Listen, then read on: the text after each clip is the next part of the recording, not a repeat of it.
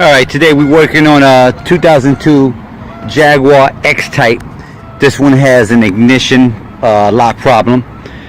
It broke the key from the remote, so customer notified me that the key was hard to turn, so it's a problem with the ignition.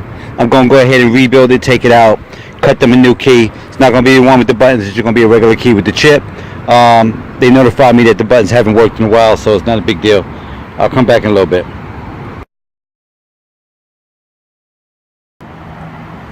Alright, we're back at this Jag. We ended up cutting customer a couple keys. They are now programmed, as you see.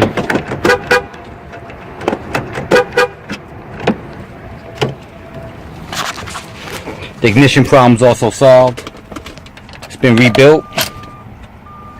Security light goes out. 3 seconds. This is a stick, so I'm not going to start it up.